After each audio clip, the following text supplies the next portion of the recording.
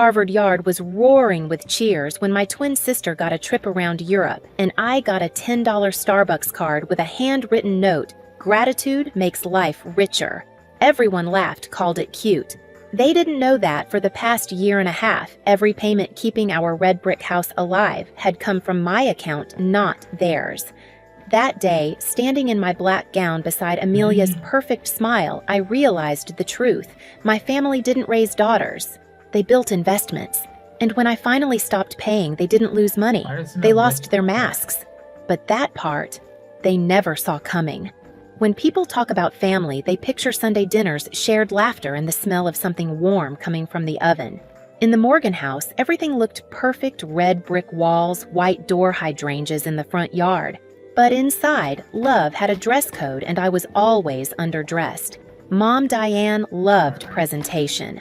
Her smile could host fundraisers, her tone could end arguments. She believed in appearances more than affection. Amelia, my twin, was her masterpiece, charming, graceful, the kind of girl who sparkled even in bad lighting. I was the other one, the one who kept the Wi-Fi running and the bills paid on time. When we were 10, we played at a small recital downtown. I remember the faint citrus scent from Mom's perfume and the squeak of folding chairs. I played Beethoven's Moonlight Sonata, every note precise. When I finished, there was polite applause, then Mom's voice soft but sharp. "Selena, you should play with more feeling. Music isn't math." I nodded. My throat burned.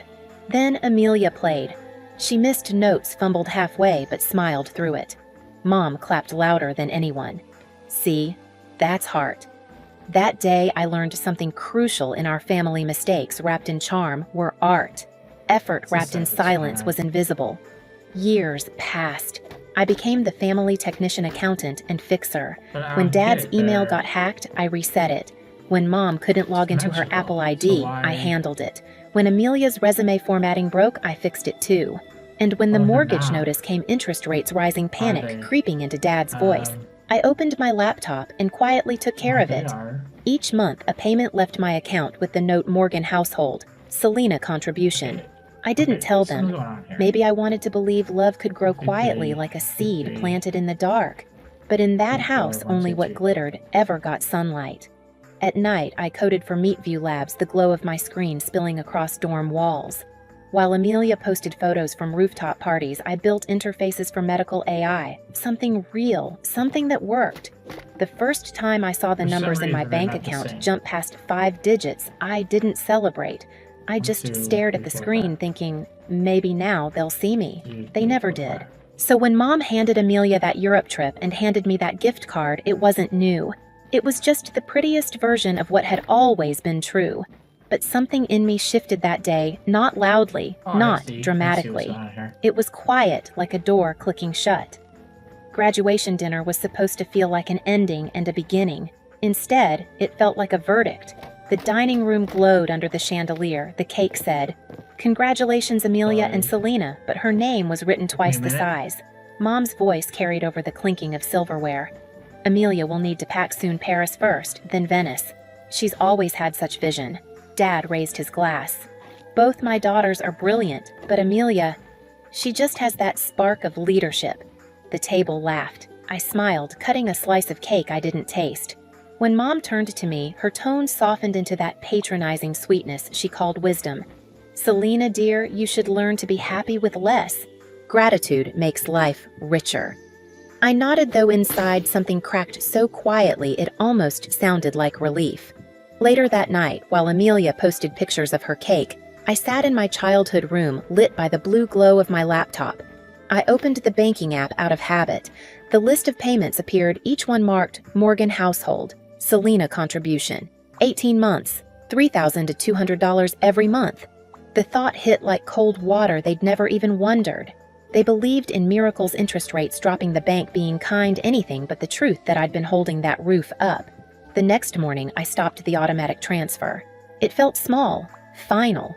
2 weeks later, Dad called. "The bank says the payment didn't go through." "Did something happen?" "Yes," I said quietly. "I stopped paying." Silence. Then his voice sharpened. "Selena, you can't just walk away. We're family. You have an obligation to help." "I did help," I said. "For a year and a half." Mom's voice joined in, trembling with disbelief. Don't be dramatic. You're lucky to have what you do. Don't let success make you arrogant. I almost laughed. I'm not arrogant, Mom. I'm tired. They didn't understand. Maybe they never would. That night, I packed. No yelling, no tears, just the steady sound of zippers and folded fabric. The moonlight fell across the diploma still on my desk.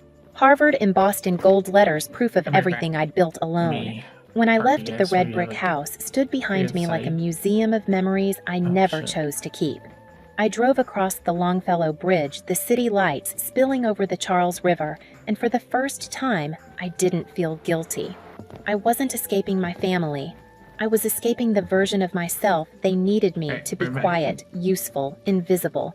And I had no idea that by the time they realized what I'd stopped giving, it would already be too late. The first sign came on a Tuesday morning, a bank alert blinking across my phone. Request to add new backup payment method. For a second, I thought it was a glitch. Then I saw the name Michael Morgan, my father. He hadn't called to ask.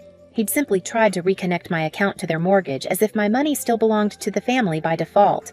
I sat very still, coffee cooling beside my laptop. Then I called the bank. The representative's voice was soft, almost apologetic. We just need to confirm, did you authorize this request? No, I said. Freeze the account. Log the activity. I want a record of every change. Calm came back to me, like muscle memory. I wrote down the case number, date, and time. Then I opened my laptop and created a new folder evidence. Inside it, I started gathering everything: payment confirmations, bank emails, call logs. I wasn't emotional. I was precise. Every file was a weapon polished in silence. 2 days later, I drove to Newton. The house looked the same, roses-trimmed porch light glowing, but the air inside was different, heavier. Mom sat on the couch, eyes red. Dad stood by the window, jaw tight. Amelia leaned against the wall, arms crossed like a spectator. Dad spoke first. We need to talk. You know what happens if the bank forecloses. I met his eyes. Then maybe you'll finally understand what it costs to live on someone else's dime. His tone hardened. Don't talk to me like that. This is family. And I'm part of it, I said quietly, but not your bank. Mom's voice broke through, desperate. Selena, please. You don't have to make this harder than it already is. I took a slow breath. You made it hard when you used my trust like an ATM code. For a moment, no one spoke. The old clock ticked on the wall. Amelia finally muttered, "You're overreacting. You could have just talked to them." I turned toward her, calm but sharp. You mean like when you got a Europe trip and I got a $10 lecture on gratitude? Her smile faltered. I looked around the living room. The family photos, the router I'd installed, the framed "Together We're Stronger." Quote Mom loved. Every object felt like a quiet reminder of the lie we all lived in. I'm done funding that illusion, I said softly. If you want control, take it. Just don't use my name to do it. Then I walked out, closing the door behind me. No yelling followed this time. Just silence, the kind that burns more than words. When I got home, I opened my laptop again. The evidence folder was waiting. Each file was neat, time-stamped, ready. This wasn't about revenge anymore. It was about boundaries. And the truth was just starting to sharpen its edge. It started with one careless click. I was updating tax records late at night, half asleep, coffee gone cold. I attached a document from my evidence folder screens of every payment I'd made to keep the mortgage alive and meant to send it to my accountant. But when I hit send, I didn't notice that my aunt's family email group was still in the CC field. By morning, my phone was exploding. Selena, what did you do? Mom's voice was breathless on the line. Behind her, I could hear drawers slamming. Dad yelling something I couldn't make out. What are you talking about? I asked.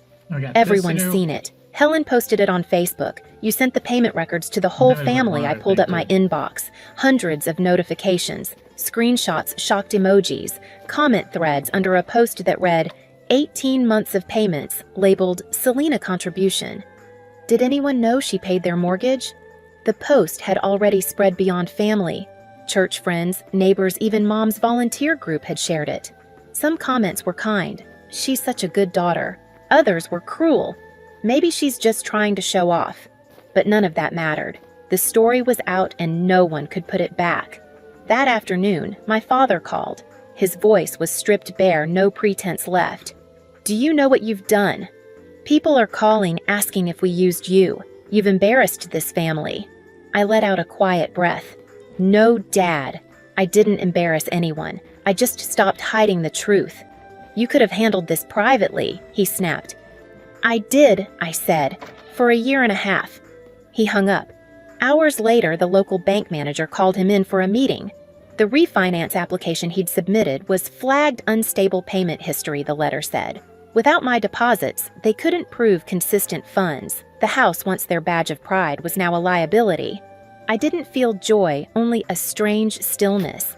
Justice doesn't always roar. Sometimes it just quietly rearranges the balance sheet. Within weeks, the Newton house was listed for sale. Neighbors whispered. Aunt Helen apologized to me privately, saying she didn't mean for things to spread that far. But it was too late. The Morgan's perfect image had cracked like porcelain dropped on tile. I kept working. At Neatview Labs, my projects expanded. Colleagues started asking about my design approach, quiet precision they called it. The phrase stuck. It became my compass. When an investor from the Harvard iLab reached out about a fellowship program, I hesitated before saying yes. Returning there felt strange, like walking into a place that once made me invisible, only now the light was on me. At the presentation, I spoke about user-focused design in healthcare technology, how empathy and structure can save lives. The lead judge shook my hand. "This," he said, "is what impact looks like." That sentence did more for me than every praise I never got from home. Within months, I founded NovaMind Health Design.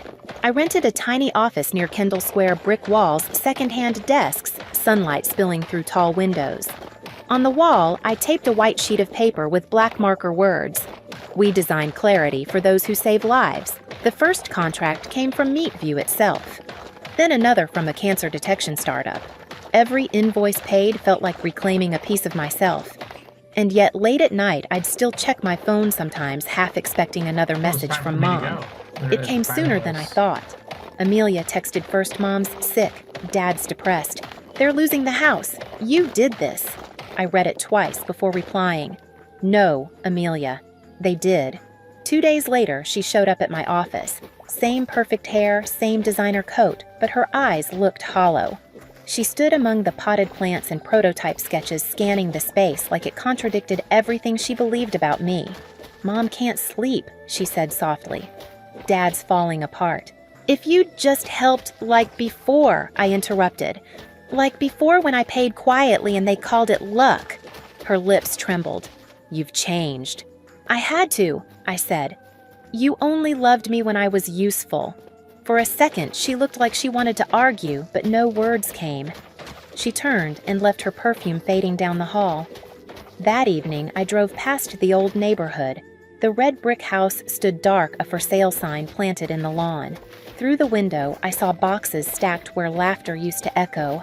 I parked for a minute, hands on the steering wheel, watching the light from the street lamps paint gold stripes across the windshield. My chest didn't ache. I felt calm, like I'd been holding my breath for years and finally exhaled.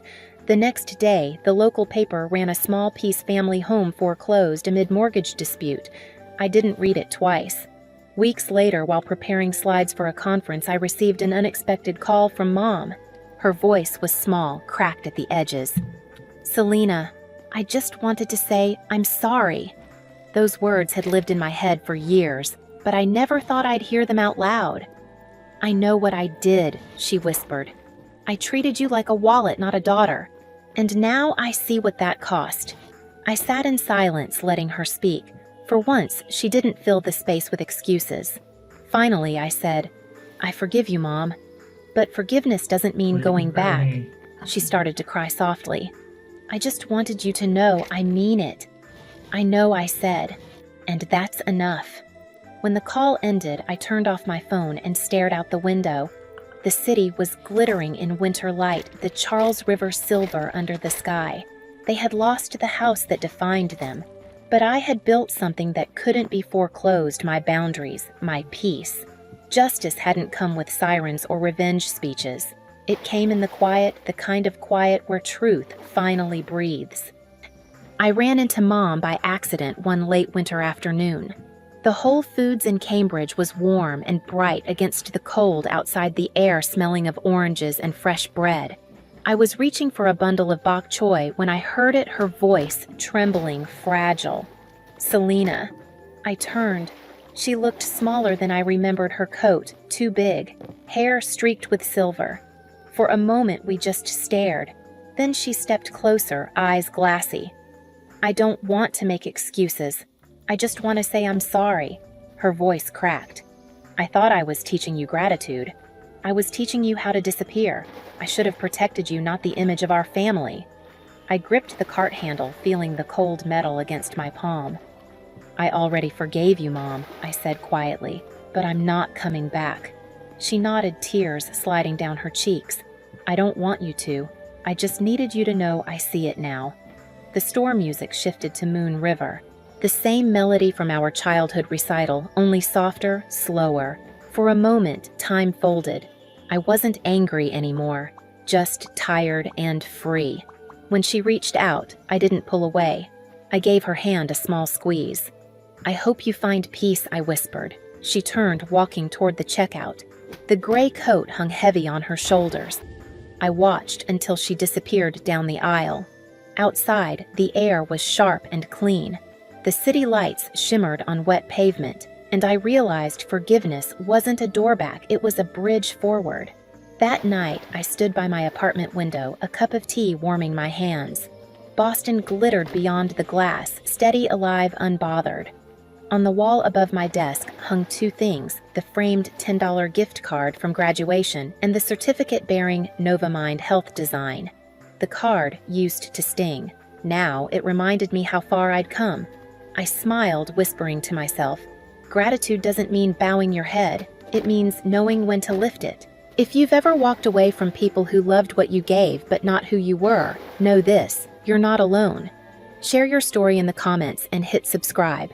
Because silence deserves a voice, and tonight mine finally has one.